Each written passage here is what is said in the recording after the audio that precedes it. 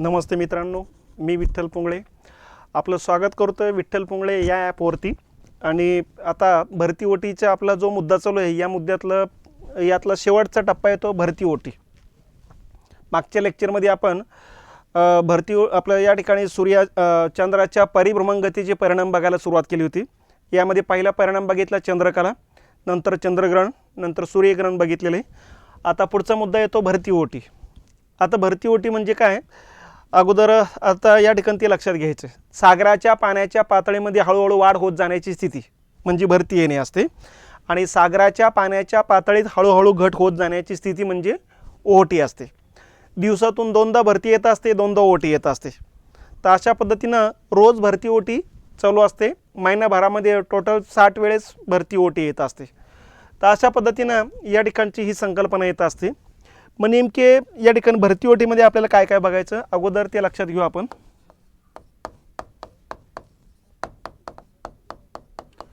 भरती ओटी या मुद्द्यामध्ये सगळ्यात अगोदर संकल्पना समजून घेऊ भरती ओटीची। त्याच्यानंतर भरती ओटी येण्याच्या पाठीमागचे कारण समजून घ्यायची, नंतर भरती ओटीची वैशिष्ट्ये समजून घ्यायची आपल्याला, ठीक आहे। त्याच्यानंतर भरती ओटीचे काय काय परिणाम दिसतात ते परिणाम समजून घ्यायचे, आणि नंतर भरती ओटीचे जे प्रकार आहेत ते प्रकार समजून घ्यायचे। तर अशा पद्धतीने हे लहान लहान जे मुद्दे आहेत एवढ्या मुद्द्यांवरती आपल्याला काम करायचं आहे। मग अगोदर पहिल्यांदा आपण हे लक्षात घेऊ की भरती ओटीची नेमकी संकल्पना काय। हे बघा, या ठिकाणी असं समजून घ्यायचं, हा किनारा आहे, ठीक आहे, आणि या ठिकाणी हे समुद्र आहे, इकडं या बाजूनं समुद्र आहे, आणि या बाजूनं जमीन आहे। हा जमिनीचा पार्ट आहे आणि हा सागर आहे, ठीक आहे। मग आता सागराचं पाणी एकदम इथपर्यंतच राहत नाही, सागराच्या पाण्याच्या पातळीमध्ये या ठिकाणी वाढ व्हायला लागते बघा, आणि या किनाऱ्यापेक्षा आणखी सागराच्या पाण्याची पातळी वाढत जात असते। अशा पद्धतीने सागराच्या पाण्याच्या पातळीत वाढ होत जाण्याची स्थिती याला म्हणायचं भरती येणे, ठीक आहे। सरासरी पातळीपेक्षा सागराची पाण्याची पातळी वाढत जाणे म्हणजे भरती येणे। मग ही भरतीची एक उच्चतम पातळी असते बघा, ठीक आहे। ही उच्चतम जी पातळी असते ही 12 मिनिटे स्थिर असते, आणि या उच्चतम पातळीलाच म्हणायचं समा, ठीक आहे। या उच्चतम पातळीला म्हणायचं समा। किनाऱ्यापेक्षा ही 50-100 मीटर जमिनीवर येत असते बघा, आणि त्याच्यानंतर सागराच्या पाण्याच्या पातळीमध्ये 12 मिनिटानंतर वाढ न होता घट व्हायला सुरुवात होते, आणि अशा पद्धतीनं पाण्याची पातळी घटायला सुरुवात होते। त्याला म्हणायचं पाणी ओसरणे, त्याला काही ओहोटी म्हणायचं नाही, पाणी ओसरणे म्हणतात इथपर्यंत, ठीक आहे। आणि किनाऱ्यापेक्षा आणखीन पाण्याची पातळी कमी होत जाणे म्हणजे ओहोटी येणे असते बघा, याला म्हणायचं ओहोटी, ठीक आहे। आणि ओहोटीची एक खालची पातळी असते, जसं हे 50 मीटर वरती जात असेल तर हे 50 मीटर खाली येणार आहे बघा, आणि या पातळीवरती पाणी आलं की पाणी मग 12 मिनिटं स्थिर असतं। इथं 12 मिनिटं मग पाणी वाढत नाही घटत नाही, या स्थिर पातळीला म्हणायचं निखार, ठीक आहे। आणि 12 मिनिटानंतर मग आणखीन पाण्याची पातळी वाढायला सुरुवात होते, याला म्हणायचं फुगवाटा येणे इथपर्यंत, आणि याच्यापेक्षा आणखीन पातळी वाढणे म्हणजे भरती येणे। तर अशा पद्धतीनं किनारपट्टीपेक्षा सागराच्या पाण्याच्या पातळीत किनाऱ्यापेक्षा जास्त वाढ होणे म्हणजे भरती येणे, किनाऱ्यापेक्षा सागराच्या पाण्याच्या पातळीत घट होणे म्हणजे ओहोटी येणे। त्याच्यानंतर भरतीची सर्वोच्च पातळी म्हणजे समा, ओहोटीची सर्वात खालची पातळी म्हणजे निखार। तर अशा पद्धतीनं भरती म्हणजे पाण्याची पातळी वाढत जाणे, हळूहळू वाढत जाते, आणि ज्या ठिकाणी वाढणं थांबते ती सर्वोच्च पातळी म्हणजे समा आहे। पाण्याची पातळी घटत जाणे म्हणजे ओहोटी, आणि घटत जाण्याची एक खालची पातळी असते त्याला निखार म्हणायचं। तर अशा पद्धतीनं भरती, ओहोटी, समा, निखार या 4 संकल्पना या ठिकाणी आहे। मग यावरूनच बाकीच्या संकल्पना तयार होतात बघा, कुठल्या या ठिकाणी हा जो पट्टा येतो किनाऱ्यापासून तर इथं हा जो काय पट्टा आहे समा, यांच्या दरम्यानच्या समुद्राला म्हणायचं समुद्राचा पश्चिम भाग किंवा पश्चिम तट म्हणा, ठीक आहे। त्याच्यानंतर निखार, इथपासून ते किनारा यांच्या दरम्यानच्या समुद्राला म्हणायचं समुद्राचा अग्रभाग किंवा अग्रतट म्हणा, अग्रतट म्हणा किंवा अग्रभाग म्हणा. आणि निखारच्या पलीकडचा जो समुद्र असतो याला म्हणायचं अपतट. अपतट असलेला समुद्र हा अग्रतट असलेला समुद्र आहे, हा पश्चतट असलेला समुद्र आहे. आणि निखार ते समा यांच्या दरम्यानच्या समुद्राला म्हणायचं सागरतट किंवा समुद्रतट. Total area समुद्रतट. या तटचे दोन भाग, अग्रतट, पश्चतट, आणि हा इकडचा एरिया अपतट. तर अशा या चार संकल्पना लक्षात घ्यायच्या. अपतट, अग्रतट, पश्चतट आणि सागरतट. तर या ठिकाणी हे एवढ्या संकल्पना आहेत. या संकल्पनासुद्धा आपण लक्षात घेतल्या पाहिजेत. ठीक आहे. मग आता हा झाला पहिला मुद्दा, संकल्पना. दुसरा मुद्दा येतो कारणे. भरती ओटी काय येते. आता भरती ओटी येण्याची पाठीमागं या ठिकाणी 3 कारणं आहेत बघा. कुठले कुठले कारणं आहेत. नंबर 1, चंद्राचे गुरुत्वबल.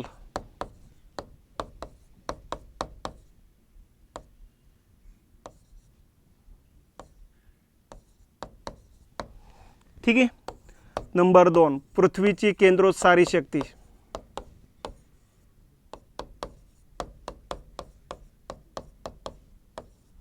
सेंट्रीफ्युगल फोर्स म्हणतो आपण त्याला. आणि नंबर 3, सूर्याचे गुरुत्वबल.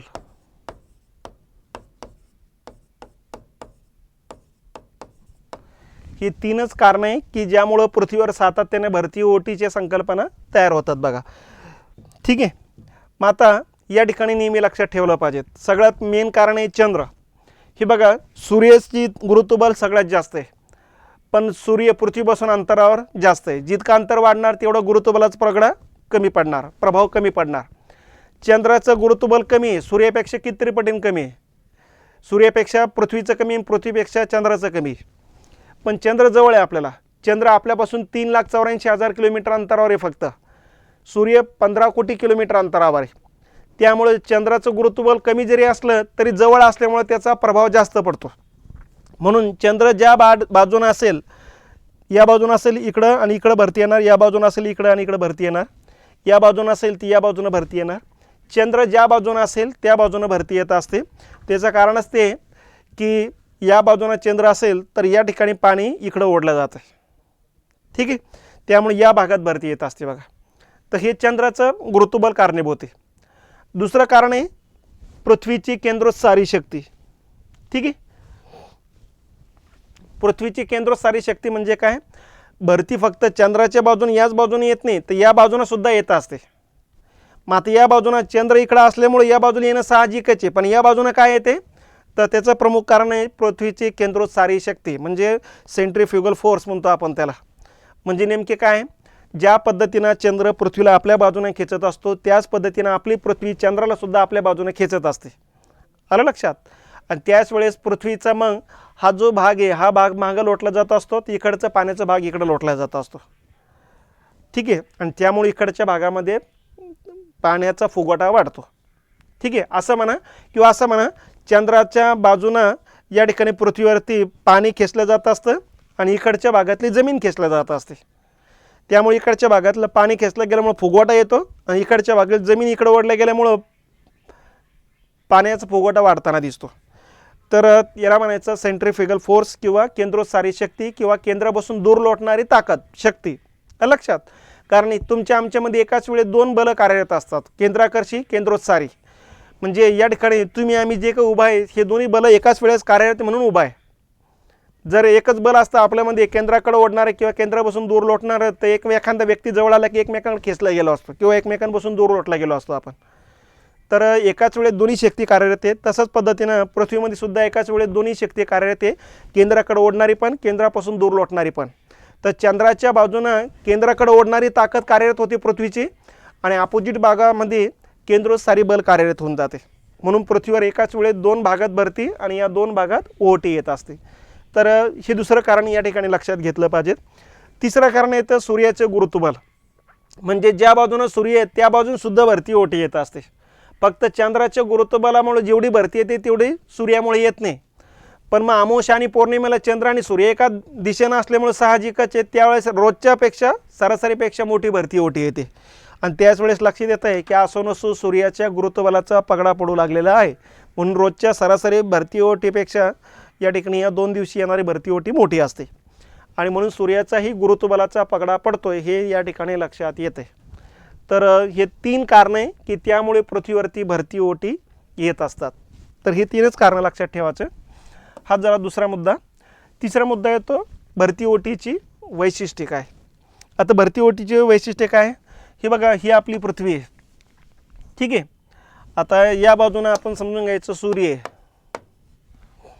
पृथ्वीवरती या भागामध्ये दिवस आहे, या भागात रात्र आहे. आता या ठिकाणी तुम्ही समजून घ्यायचं इथं ए नावाचं ठिकाण आहे, ठीक आहे, मुंबई पकडा. इथं समजून घ्यायचं बी नावाचं ठिकाण आहे, न्यूयॉर्क समजून घ्यायचं तुम्ही, ठीक आहे. आता या ठिकाणी जर बघितलं इथं चंद्र जर असेल तर या बाजूनं भरती येणं साहजिकच आहे. जेवढी इकडं भरती येणार आहे तेवढी इकडं भरती येणार आहे, ठीक आहे. म्हणजे पहिले वैशिष्ट्य हेच आहे की एकाच वेळेस पृथ्वीवर 2 भागात भरती येते, ए या ठिकाणी पण आणि बी या ठिकाणी पण. कारण जेवढं पाणी इकडे खेचलं गेलं तेवढंच पाणी इकडे खेचलं जाणार आहे, ठीक आहे. म्हणून या 2 भागात भरती येते, या 2 भागात ओटी येत असते. म्हणजे एकाच वेळेस 2दा भरती 2 भागात आणि 2 भागात ओटी येणे, हे पहिलं वैशिष्ट्य आहे. दुसरं वैशिष्ट्य आहे, आता इथं सकाळचा 6 वाजण्याचा वेळ असेल किंवा सायंकाळचा 6 वाजण्याचा वेळ असेल असं समजून घ्यायचं आपण, ठीक आहे. तर या ठिकाणी नेहमी लक्षात ठेवलं पाहिजेत, इथं भरती आली की त्याच वेळेस या ठिकाणी सी या ठिकाणी ओटी येत असते. सी आणि पलीकडची बाजू डी आहे. तर या ठिकाणी ए आणि बीला भरती येत असेल तर सी आणि डीला ओटी येत असते. सकाळी 6 वाजता भरती आली इथं की त्यानंतर बरोबर संध्याकाळी 6 वाजता भरती येणार आहे, कारण हे ठिकाण इथे येणार आणि हे ठिकाण इथं जाणार आहेत, ठीक आहे. म्हणून परत हा भाग सूर्यासमोर येणार किंवा चंद्रासमोर येणार आणि त्यामुळे इकडे भरती आली की तिकडे पण भरती येणार आहेत. म्हणून एका दिवसामध्ये 2दा भरती येते, सकाळी एकदा संध्याकाळी एकदा, किंवा मग चंद्र दुपारच्या वेळेस असेल तर दुपारी एकदा रात्री एकदा. तर 2दा भरती येत असते एका दिवसामध्ये आणि 2दा ओटी येत असते. 6-6 घंटेच्या अंतरानं चालतं, 24 तास असं, ठीक आहे. सुरुवातीला 6 वाजता सकाळी भरती आली की दुपारी 12 वाजता ओटी येणार, संध्याकाळी 6 वाजता भरती आली की रात्री 12 वाजता ओटी येणार. तर अशा पद्धतीनं एका दिवसात 2दा भरती येते, 2दा ओटी येते. त्याच्यानंतर पुढचा मुद्दा हे लक्षात घेतलं पाहिजे की इथं सकाळी 6 वाजता भरती आली आज, तर दुसऱ्या दिवशी 6:50 येणार, कारण चंद्र दररोज 50 मिनिटं उशिरा उगवत असतो आणि म्हणून भरती ओटी दररोज 50 मिनिटे उशिराने येत असतात. तर अशा पद्धतीनं भरती ओटीची जी वैशिष्ट्ये आहे ही एक वैशिष्ट्य लक्षात ठेवा. म्हणजे पहिले वैशिष्ट्य आहे की एकाच वेळेस 2 ठिकाणी भरती ओटी येत असते. ए आणि बी आपण बघितलं ना, तर 2 ठिकाणी भरती ओटी येत असते बघा. नंबर 2 भरती ओटीमध्ये या ठिकाणी 12 तास 25 मिनिटं अंतर असतं.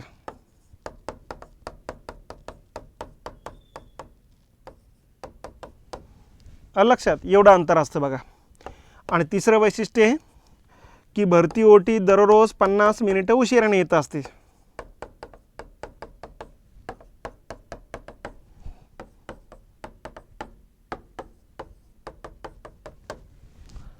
तर असे ही 3 वैशिष्ट्ये या ठिकाणी लक्षात घेतले पाहिजेत.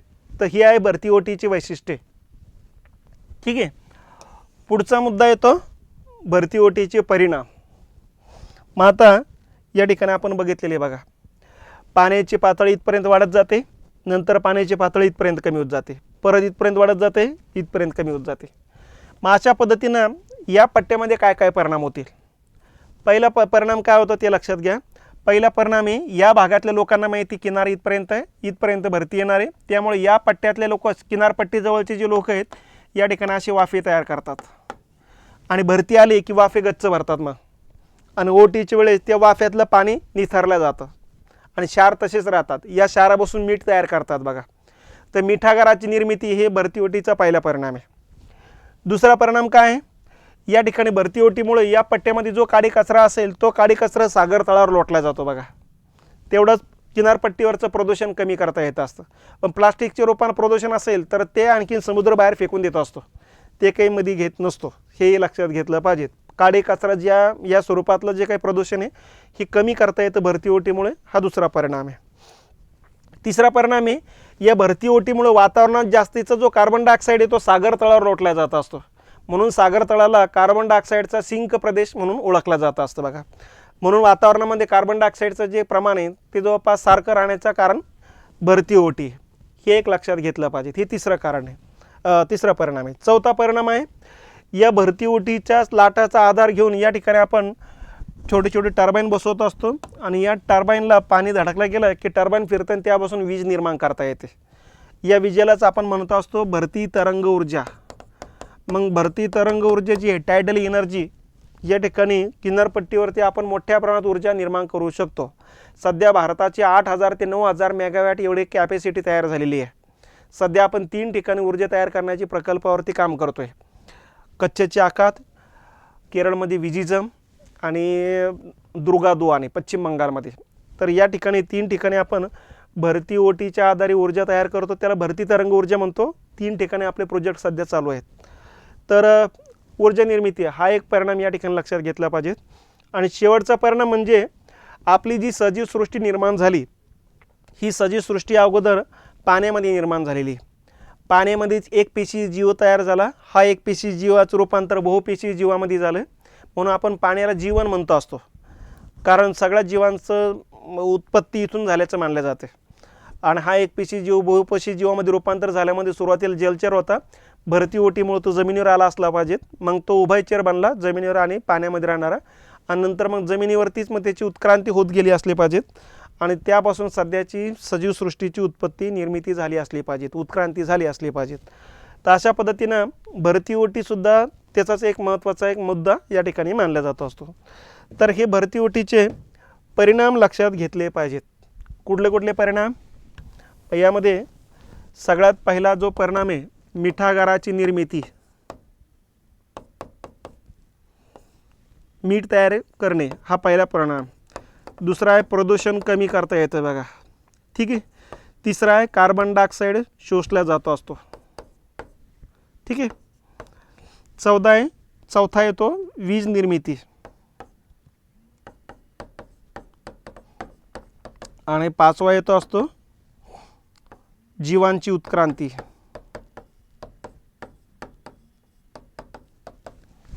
हा या ठिकाणचा मुद्दा लक्षात घेतला पाहिजे.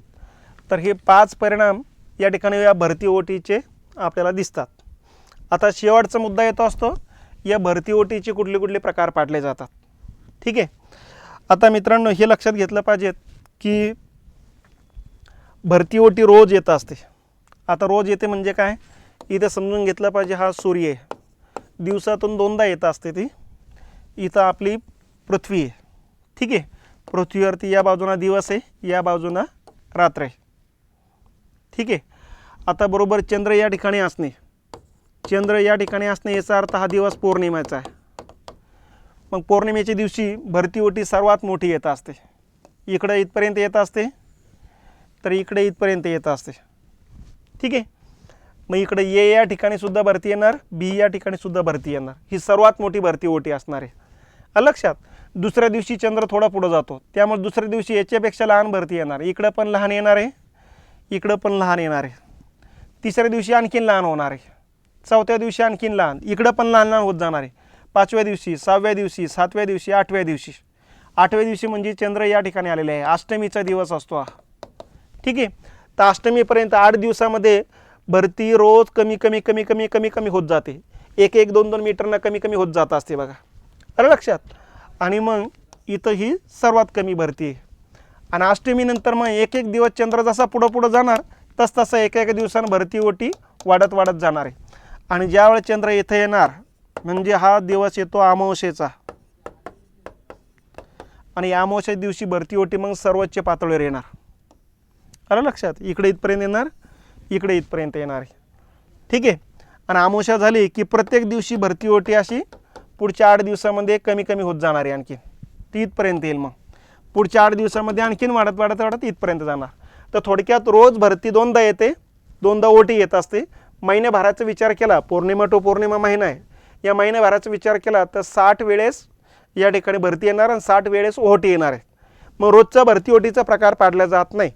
यामध्ये मग पौर्णिमा आणि अमावस्या या दिवशी सर्वात मोठी भरती येत असते, हा एक प्रकार पाडला जातो. आणि अष्टमी, मग शुक्ल पक्षाची अष्टमी असू द्या, कृष्ण पक्षाची अष्टमी असू द्या, या दिवशी सर्वात लहान भरती ओटी येत असते. म्हणून मग हे दोनच प्रकार आहे, हा पहिला प्रकार आणि हा दुसरा प्रकार, मधला प्रकार पाडला जात नाही.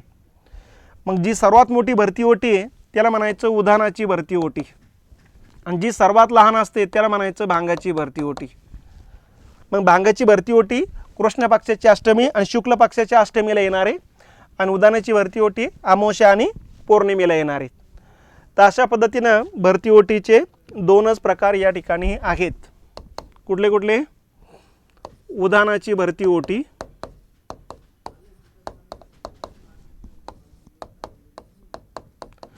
आणि ही भरती ओटी कधी येते?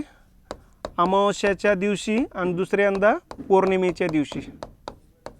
ठीक आहे. या भरती ओटीच्या वेळेस जे काही कोणात्मक अंतर आहे, हे कोणात्मक अंतर जे आहे एक तर 0 अंश असतं किंवा 180 अंश असतं. ठीक आहे. तर हेही लक्षात घेतलं पाहिजे.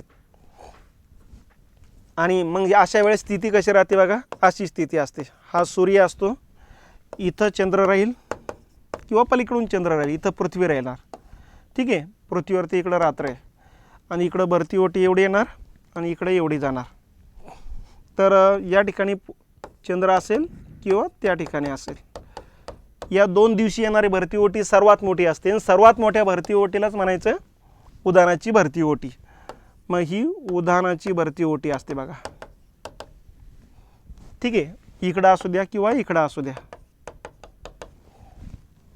आणि दुसरा प्रकार आहे भांगाची भरती ओटी.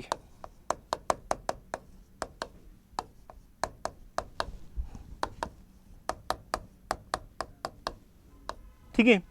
ही भरती ओटी अष्टमीला येत असते. मग कृष्ण पक्षाची अष्टमी असू द्या किंवा शुक्ल पक्षाची अष्टमी असू द्या, आणि त्यावेळेस चंद्र, पृथ्वी आणि सूर्य यांच्यामध्ये 90 अंशाचा कोन होत असतो, म्हणजेच काटकोन त्रिकोण म्हणा. आणि ही भरती ओटी सर्वात लहान असते. म्हणजे अशा वेळेस होतं काय, इथं सूर्य येत असतो, इथं पृथ्वी येत असते, पृथ्वीवरती सूर्याच्या बाजूने दिवस आहे, इकडे रात्र आहे, आणि चंद्र या ठिकाणी राहील. हा अष्टमीचा दिवस आहे शुक्ल पक्षाचा, आणि किंवा इथं राहील, हा कृष्ण पक्षाचा किंवा शुक्ल पक्षाचा अष्टमीचा दिवस आहे. मग त्यावेळेस भरती ओटी अशी राहील. म्हणजे कुणीकडं भरती आहे कुणीकडं ओटी हे लवकर समजणं अवघड जाईल बघा. कारण या तिघांमध्ये इथं असेल तर असा काटकोन त्रिकोण होईल, इथं चंद्र असेल तर असा काटकोन त्रिकोण तयार होईल. तर ही भरती ओटी सर्वात लहान आणि ही भरती ओटी सर्वात मोठी. लक्षात. मग याला म्हणायचं भांगाची भरती ओटी.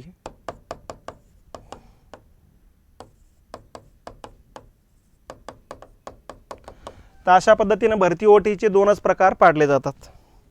ठीक आहे.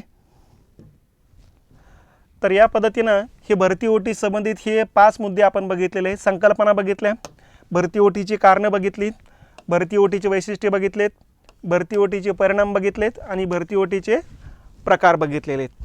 आता यावरती जे काही प्रश्न आलेले आहेत किंवा येतात, कसे येतात आता ते आपल्याला मुद्दे लक्षात घ्यायचे. चंद्राशी रिलेटेड प्रश्न आता हे सगळे पृथ्वीवरील रात्र असलेल्या गोलार्धातून टिंबटिंब दिसत असते. रात्र असलेल्या गोलार्धातून एक तर पौर्णिमा दिसेल, पण चंद्रग्रहण सूर्यग्रहण दिलेले पर्याय. मग आपल्याला खग्रात चंद्रग्रहण दिसेल. ओके. सूर्यग्रहणाचा संबंध नसतोच, दिवसा संबंध असेल सूर्यग्रहणाचा, रात्री काहीच असणार नाही. ठीक आहे. त्यामुळे हे नसेल. खंडग्रात चंद्रग्रहण दिसेल पण खंडग्रात सूर्यग्रहण दिसणार नाही. काय दिसते मग? अ आणि क. अ आणि क कुठे आहे? इथं आहे. लक्षात. हे रात्र म्हणतात. रात्री आपल्याला चंद्रग्रहण दिसत असतं, दिवसा आपल्याला सूर्यग्रहण दिसत असतं. ठीक आहे. तर काय दिसते म्हणतात ते, जेव्हा सूर्य मध्ये चंद्र आला आणि पृथ्वी एका सरळ रेषेत येतात तेव्हा एकतर अमावस्याचा दिवस असतो, अमावस्याखाली पर्याय नाही, मग डायरेक्टच या ठिकाणी सूर्यग्रहण दिसत असतं. हे तिघं एका रेषेत आले तर सूर्यग्रहण दिसत असतं बघा. कारण पृथ्वीवरच्या लोकांना मध्ये चंद्र येत असल्यामुळे सूर्य दिसत नसतो. तर अशा वेळेस सूर्यग्रहण असा पर्याय राहील किंवा इथं अमावस्या असा पर्याय राहील. तर ही त्याचे 2 उत्तरं राहतात. तिसरा प्रश्न आहे, खालीलपैकी अयोग्य विधान ओळखा. ही इथं असं टच करत चालायचं. नेमके काय विचारलं आहे ते बघत चला.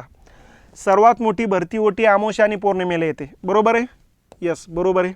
सर्वात मोठे भरती ओटीस भांगाची भरती ओटी म्हणतात का? नाही. सर्वात मोठे भरती ओटीस म्हणायचं उधाणाची भरती ओटी असं पाहिजे होतं. म्हणून हे वाक्य चूक आहे. अष्टमीला सर्वात लहान भरती ओटी येते, बरोबर आहे. सर्वात लहान भरती ओटीच उदानाची भरती ओटी म्हणतात, नाही, इथं काय म्हणतात, सर्वात लहान भरती ओटी असेल तर भांगाची भरती ओटी म्हणतात.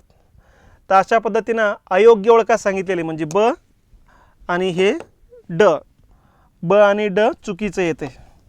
योग्य विचारले असते अ आणि क, अ क तसं मग ही उत्तर आलं असतं 2 नंबर. आलं लक्षात. योग्य विचारले का अयोग्य विचारले ते पण बघत चालायचे. तर या पद्धतीनं हा या ठिकाणी या प्रश्नाचं उत्तर आपल्याला देता येईल. तर अशा पद्धतीनं या ठिकाणी चंद्र आणि चंद्राशी संबंधित जे काही परिभ्रमण गतीचे परिणाम आहेत, हे परिणाम आणि त्यावरचे प्रश्न आलेले आहेत बघा. या पद्धतीनं आपण आपलं तयारी करायची. या ठिकाणी याबरोबर आपलं खगोलशास्त्र नावाचा हा टॉपिक संपलेला आहे. या खगोलशास्त्रामध्ये आपण विश्व आणि विश्वाशी संबंधित संकल्पना, पृथ्वी आणि पृथ्वीची संबंधित संकल्पना, चंद्र आणि चंद्राशी संबंधित संकल्पना, हे एवढे मुद्दे क्लिअर केलेले. या खगोलशास्त्रावरती राज्य सेवा पूर्व परीक्षेला सातत्यानं 2-2 प्रश्न आलेले आहेत आणि कंबाईनला मागचे 1-2 वर्ष वगळता एक प्रश्न या ठिकाणी आलेला आहे. हा पूर्व परीक्षेचेच टॉपिक येतो खगोलशास्त्र. पुढे मेन्सला याचं काही काम पडत नाही. फक्त या ठिकाणी जर बघितलं तर चुकून राज्य सेवा मेन्सला प्रश्न गेलेले आहेत. ठीक आहे.